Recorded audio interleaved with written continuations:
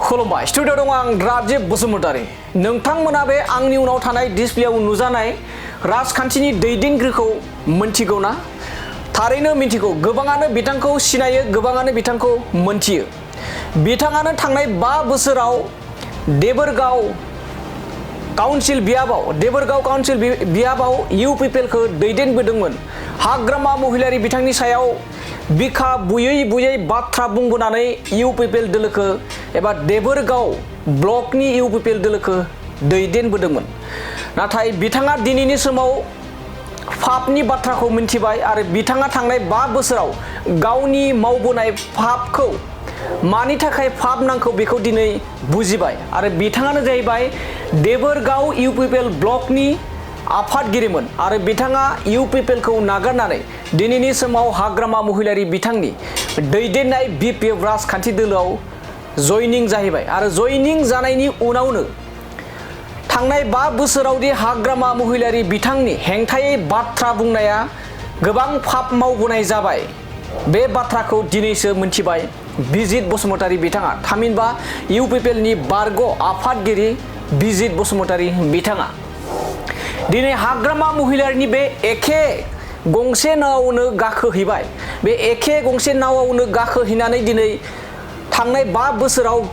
हाग्रामा महिलारि बिथांखौ जे बाथ्रा बुंनानै गोबां पाप मावनाय जाबाय बेखौ दिनै हमदांनो हादों बिजित बसुमतारी बिथाङा आरो बिथाङा जाय हाग्रामा महिलारि बिथांखौ दोखो दोखो बिखा बुनानै गोबां अजद होनानै इउपिपिएल दोलोखौ दैदेनबोदोंमोन दिनै नाथाय बिथाङा मोनथिबाय हाग्रामा महिलारि बिथाङा सासे बर' हारिनि गोख्रों दैदेनगिरि बर' हारिनि थाखाय सानग्रा बैबायदि दैदेनगिरिखौ बाथ्रा बुंबोबाय थानाया जोंनि थाखाय गोबां पापसो लानाय जादों होननानै बे समाव बिबुंथिनि गेजेरजों बुंनायखौ नुनो मोननाय जादों दानिया फैदो बिदिब्ला बे एखे नावआव जाय नावखौ गोबां दुसिबोदोंमोन बे एखे नावआवनो गाखोहैनानै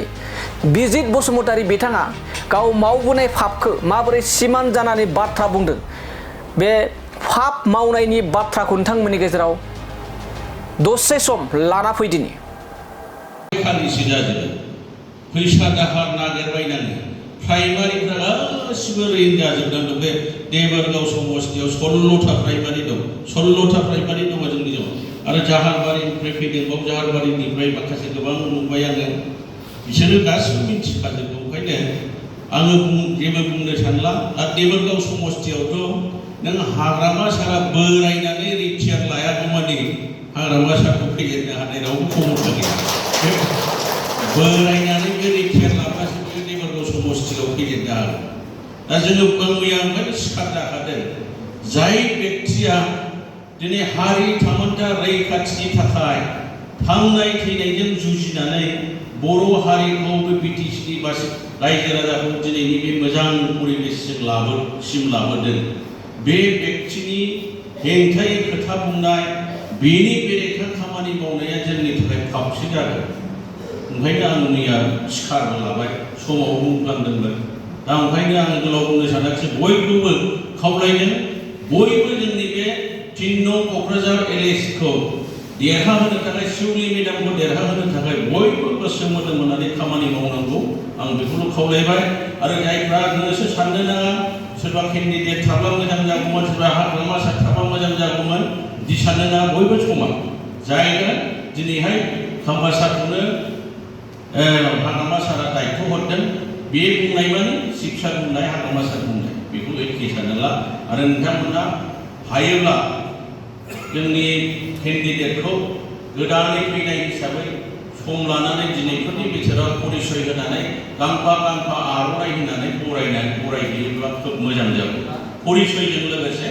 आर'नाइ होनानै बरायहैयोब्ला मोजां जागोन बेहाबो गोसोआव मोनसे थुलुंगानाय मोनगोन।